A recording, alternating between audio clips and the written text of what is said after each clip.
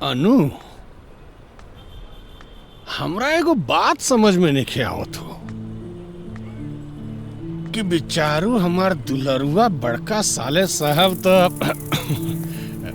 बच्चा पैदा कर नहीं खन सकत, तो फिर बड़की भौजी के पेट में कहां से? रउआ कहल का चाहता नहीं? अजी वो है जन रउआ समझता नहीं। हम ना सब समझता नहीं।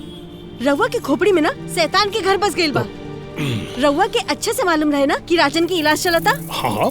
और वैसे भी दूसरा पे ना उंगली उठावे से पहले एक बार आपन गिरबान में झांक के देख लेवे के चाहिए। हम अपना गिरबान में का झांकी? हम ऑलरेडी एगो पैदा कर चुकल बानी। और वैसे भी जब इस शरीर में आग लगेला तो फायर ब्रिगेड बन जाला। खैर छोड़ा, ये घर में तो लागत हमार कोनो इज्जत नहीं है। चाय वाय मिली कि ना? नहीं मिली। कोनो बात ना। पेशेंट कोमा में है, तबीयत स्टेबल है। घर पर मैंने शिफ्ट कर दिया है। 2 सिस्टर्स भी रहेंगी यहाँ पे देखभाल करने के लिए। मैं भी यहाँ रेगुलर आता रहूंगा। Excuse me doctor. आई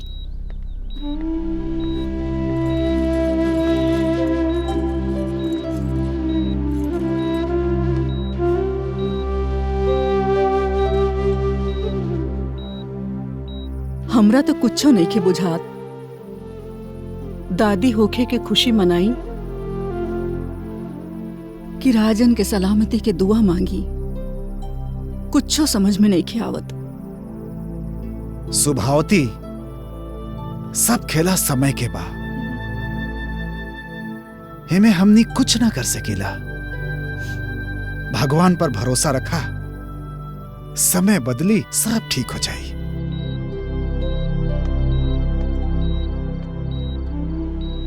सिस्टर, एनी इम्प्रूवमेंट?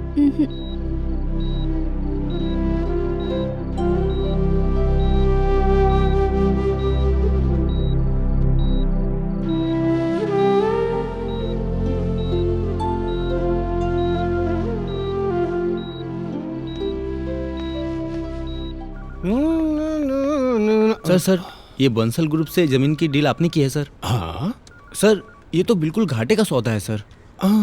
सर, उस जमीन के बगल में एयरपोर्ट जब बन जाएगा तो उस जमीन की वैल्यू तो 10 गुना ज्यादा हो जाएगी। अच्छा, तब आप मुझे सिखाएंगे कि बिजनेस कैसे किया जाता है? हा? चुप, जितना बोला है उतना ही करो। यस सर। एयरपोर्ट जब बनेगा तब बनेगा, वो भगवान भरोसे है। मैं बंसल ग्रुप से उस जमीन को बेचने का वादा कर चुका हूँ। उस जमीन की रजिस्ट्री कल के कल चाहिए। जी सर। बट सर, वो राजन सर। अभी बॉस कौन है? आप है सर। हाँ, वेरी गुड। तो जैसा आपका बॉस कह रहा है वैसा ही कीजिए। जी, ज्यादा भाषण मत दीजिए। कल के कल रजिस्ट्री होनी चाहिए। ओके सर। अब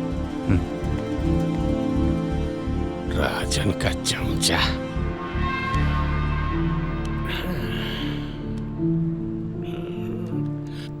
हाँ बंसल साहब। बोलो नो।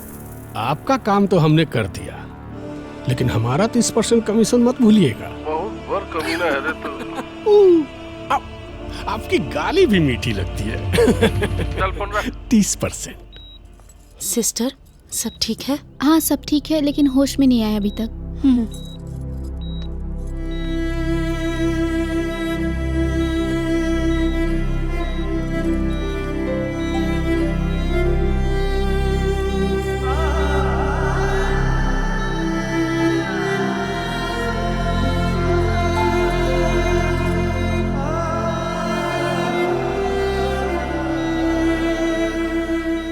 अजी छोड़िए ना नफा नुकसान की बात अकाउंटेंट साहब, ये तो बिजनेस में चलता रहता है।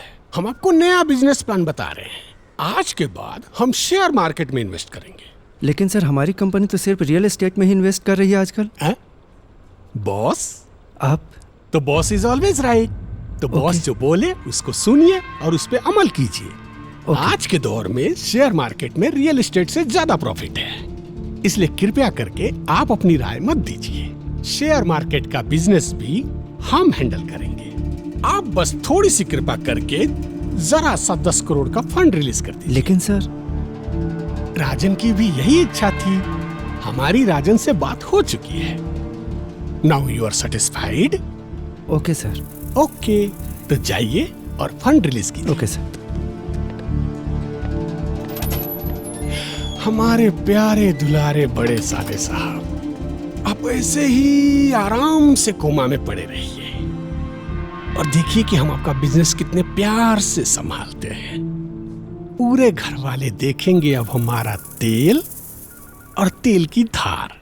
टैं टड़ैंग।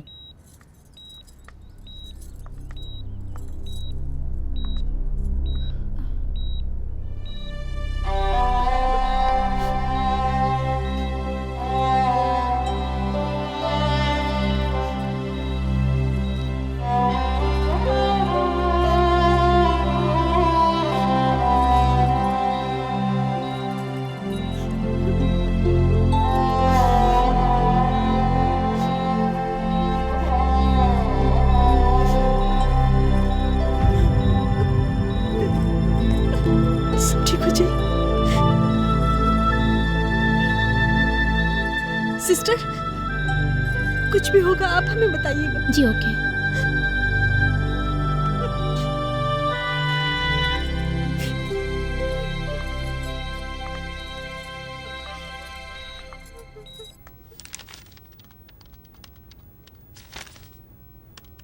ये क्या है? हमारी कंपनी इतनी लॉस में कैसे चली गई आप सभी के रहते हुए?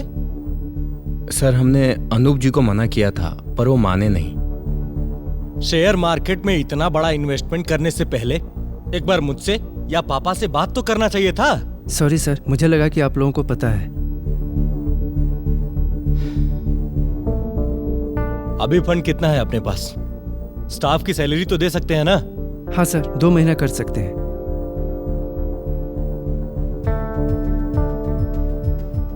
ओके, अभी मैं जैसे कहता हूं वैसे ही करना है, सब ठीक हो जाएगा। ओके सर।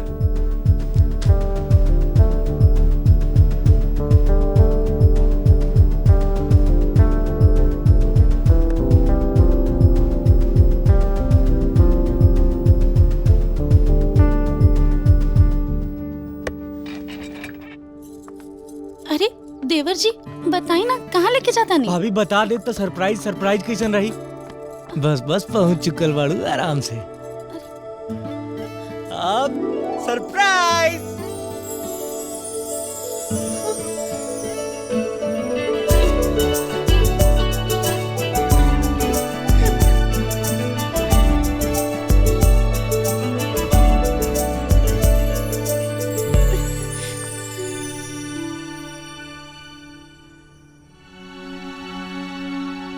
काबिल भाभी,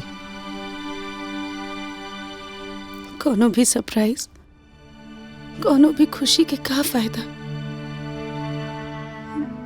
जब अपन खुशी के बाटे खातिर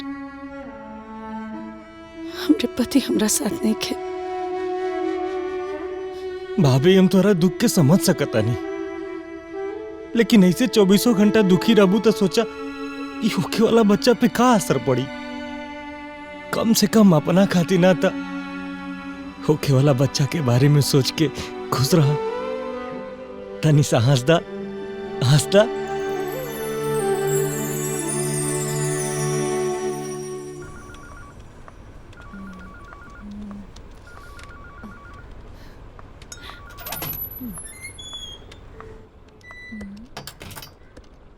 good morning boss. Good morning.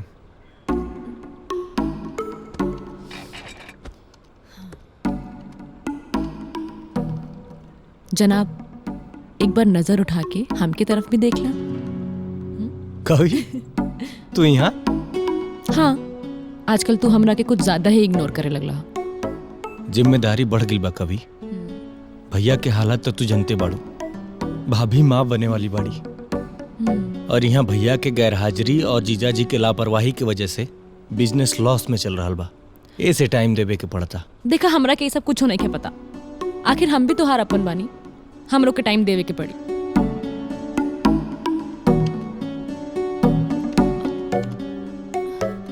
चला ठीक बा, अब तोरा लगे टाइम नहीं खे तो कोई बात ना, हम अपन रोमांस की टाइम खुद निकाल ले। अरे ऑफिस है भाई। तो हम का करी? अरे तो चले बाहर, चलो ना।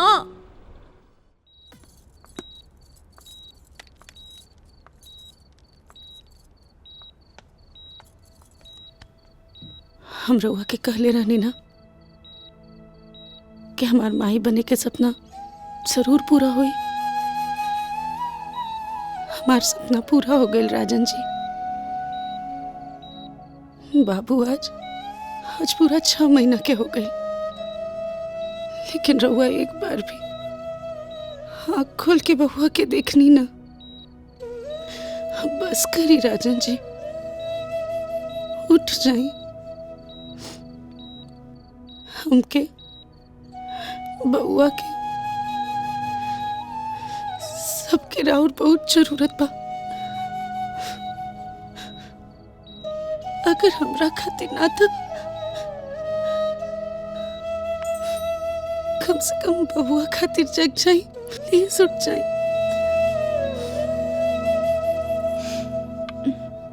दीदी आपसे एगो राय लेवे आयल बानी जा। का बतावा ना। ई बेरा सामूहिक तीज पूजा अपने घरे ना होई? काहे ना होई?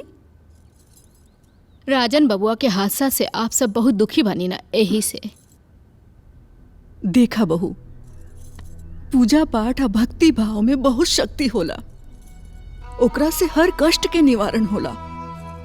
और रही बात हमरा बबुआ के, तो ओकरा के यह वक्त सब कर दुआ अब भगवान के आशीर्वाद के बहुत जरूरत बा। यही से एह साल भी तीज पूजा हर साल की तरह उतने धूमधाम से हमरा घर में हुई। सच कहा तारू अम्मा। भाभी भी अपन सुहाग खातिर तीज के व्रत करी है।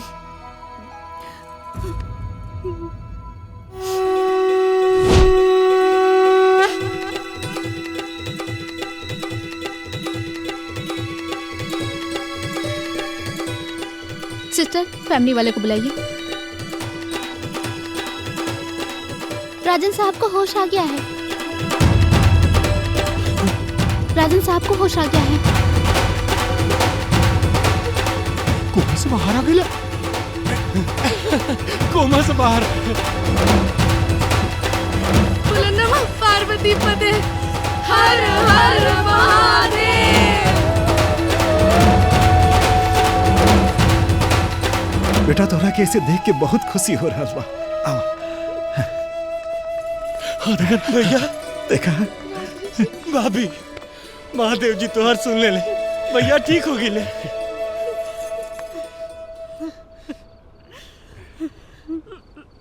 ये कबा हम रउआ के कहले रहनी ना कि हमने केहू के कुछ बिगड़नी ना। भगवान हमनी के साथ सब अच्छा करी। देखिए हो गई चमत्कार। रउआ बाप बने वाला बानी। कितना बेवकूफ बनेबू। तोहरा के याद बाना कि डॉक्टर का कहले रहा कि हम कहो बाप ना बन सकीला।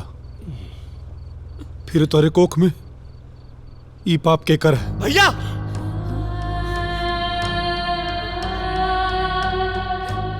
तू तो कोमा से भरी आगिल बड़ा, लेकिन लागत अपन दिमाग कोमा में ही छोड़ के आइल बड़ा।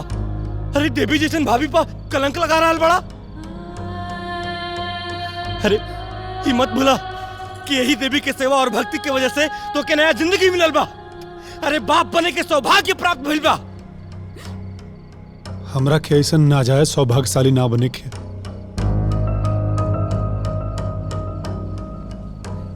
ये पेट में तोरे पाप है ना। भैया चुप चुप, एकदम चुप।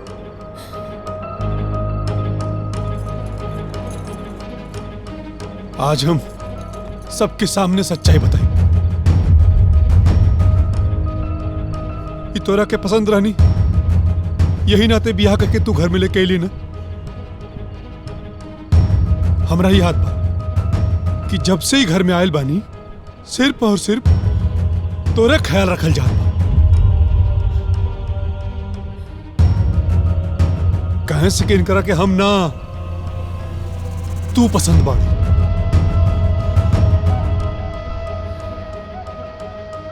अरे तू सब तो हद का दिला, खून का आंसू पिए ले।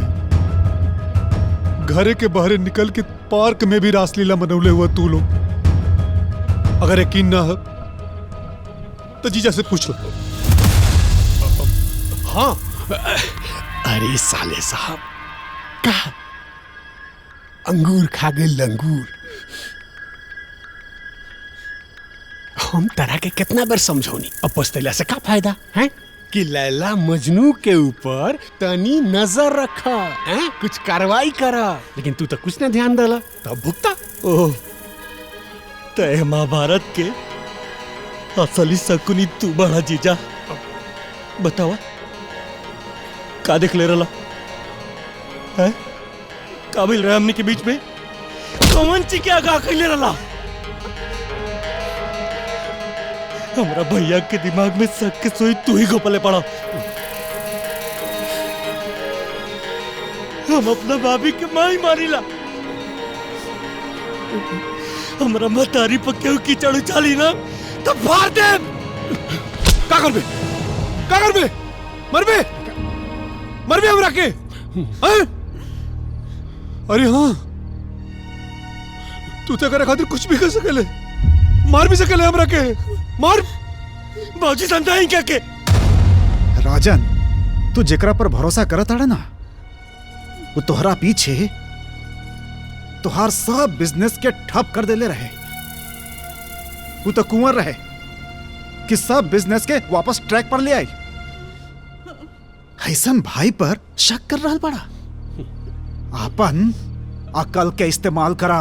अक्ल बा हमरे पास, अक्ल बा हमरे पास। अब हमरा के क्यों ना समझाई, बुझला?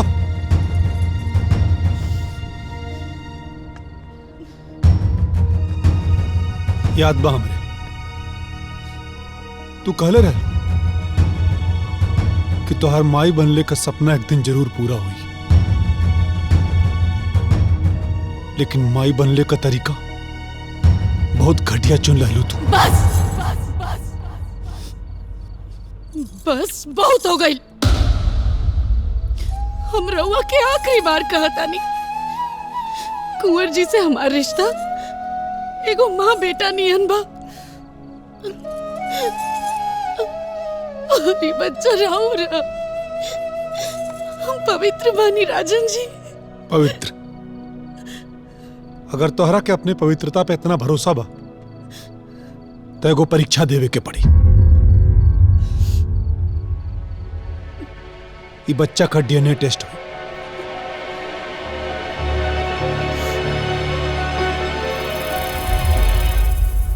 तो ठीक बा।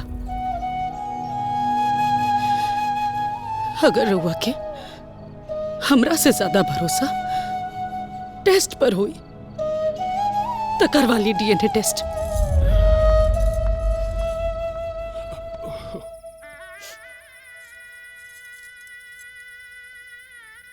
देखी ना जी, सबका घर में शहनाई गूंजाता। हमरा घर में दुख के पहाड़ टूटत बा।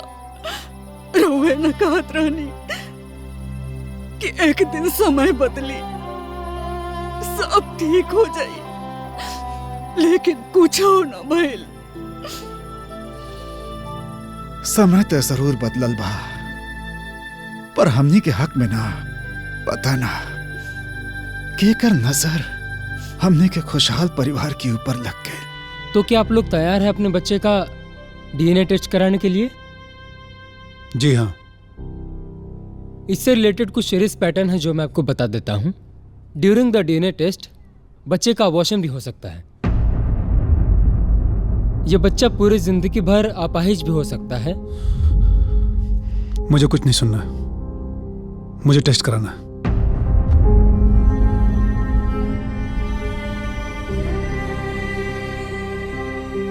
क्या आपने लीगल फॉर्मेलिटीज पूरा कर ली है? Yes doctor. तो जाइए आप लोग सैंपल दे दीजिए।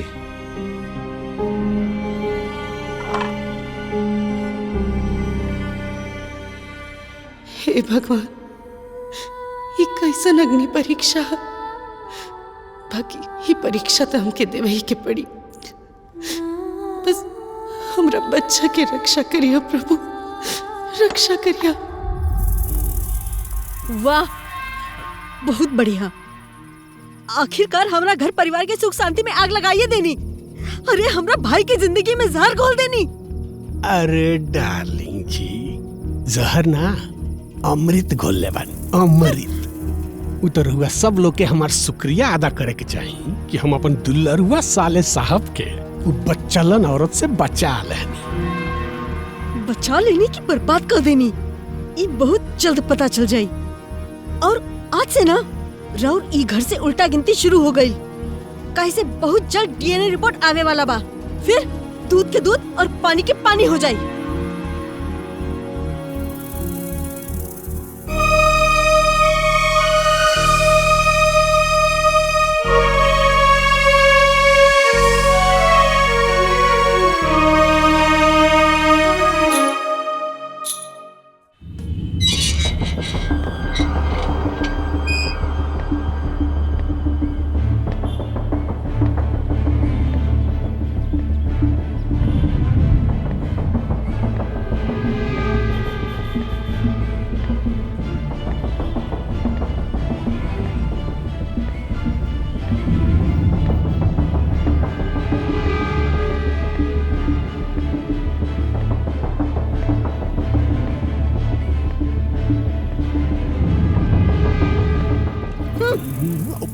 जाई देखी बाबू सुतल बा के ना, हर समय खाए के चाहिए।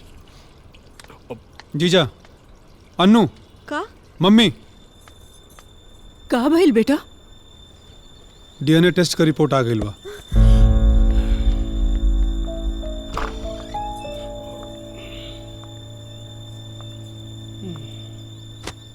बच्चा हम रही हैं।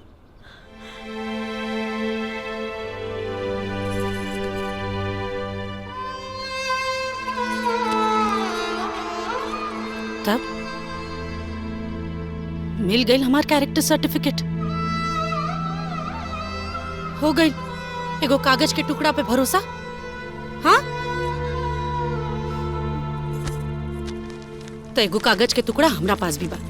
ले साइन करिए पर।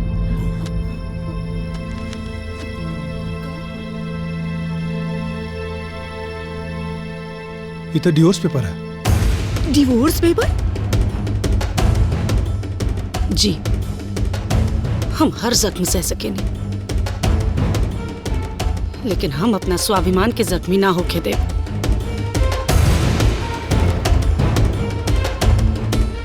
हमेशा हम सर उठा के जियले बानी, और अगर यहाँ एक दिन भी और रह तो अपना नजर में ही गिर जाए। अब से हमनी के बीच कोनो रिश्ता नहीं खे। हम हमेशा खातिर घर छोड़कर जा रहे हैं। दामिनी, घर छोड़ के मत जा। हमसे बहुत बड़ी गलती हो गई, हमरा के माफ कर दो। हम अपन फैसला ले चुकल बानी। हम माना थी कि हमसे बहुत बड़ी गलती भइल है दामिनी। सिर्फ एक बार तो खुद के हमरे जगह पे रख के सोचा, फिर तोरा के समझ में आई कि हमरा ऊपर का बीतल है। सिर्फ एक बार सोच के देखा कि तोके कैसन लागत। बहुत बुरा लागत हमरा के, बहुत गुस्सा भी आई, हम शक भी करती, लेकिन उस सब के बावजूद रउआ के अपन सफाई देला के एगो मौका देती। अपना मन में शक के जाल बुन के राउत चरित्र पर उंगली ना उठाती। हम हालात के आड़ में अपन गलती मत छुपाई। साइन करिए पर।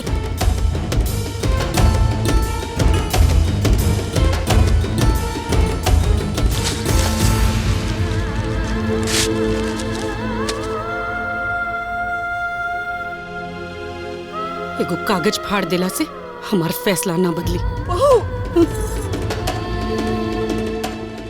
ना मम्मी, जब यह घर में हमार चरित्र के नीलामी होत रहे तब केहू कुछ ना कहलस, तो आज भी केहू के कुछ भी बोले के अधिकार नहीं के। दामिनी, दामिनी, कुंवर, तू समझाओ उनके, वो तो हर बात जरूर मनिया। काहे मनिया? ताकि तू फिर देवर भाभी के रिश्ता पर लांछन लगा सका।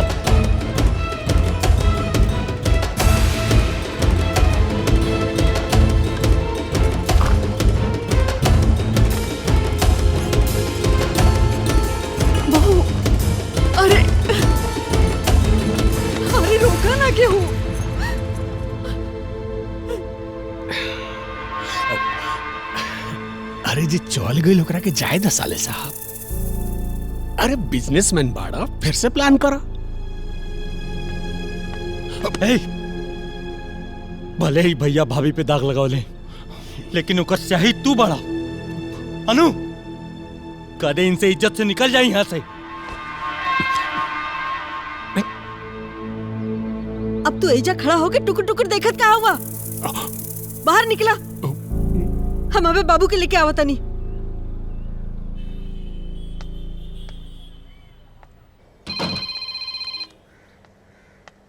हाँ बेटा। हाँ पापा, नमस्ते। खुश रहें, खुश रहें। डीएनए रिपोर्ट आ गई। काहे दामली ना बतो निका ना था। हाँ पापा, डीएनए रिपोर्ट आ गई बा, बच्चा हम रही बा। पापा, हाँ। तनी दामनी से बात करवाई। दामनी? वो तो यहाँ नहीं खे। वहाँ नहीं खे ना? अच्छा ठीक है। का बात बा बेटा, का बात बा? दामनी अगर वहां ना बानी तब फिर कहाँ बानी?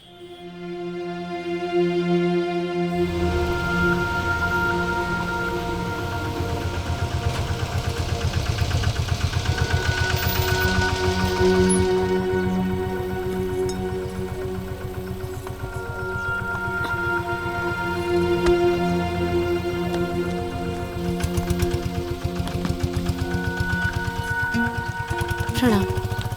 अरे दामिनी बेटी, आवा आवा। बैग वैग साथे लेके आइल बाड़ू। लागत कुछ दिन हमनी के साथे रहे के इरादा बा। हाँ? कुछ दिन ना काका, अब हम एजे रह। अरे बेटी, ऐसन का हो गई कि तू हमनी जैसे अनाथ हो गई?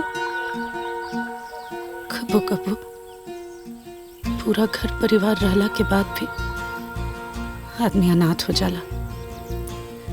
हम यहाँ रह सके नहीं ना। अरे बेटी, काहे ना रह सकेलो? हाँ? बेटी, हमनी के अपन नाती पोता तो ना खिला पैनी सा, बाकी वो कमी अब तोरा बबुआ के खिला के पूरा हो जाई। चला बेटा, चला तो हर कमरा चला बेटा। चला, ला छोड़ दो, छोड़ दो, छोड़ दो। आवा आवा बेटा, आवा आवा आवा आवा बेटा, आवा, आजा आजा। आपन पसंदीदा फिल्म देखे खातिर डाउनलोड करी दंगल प्ले ऐप।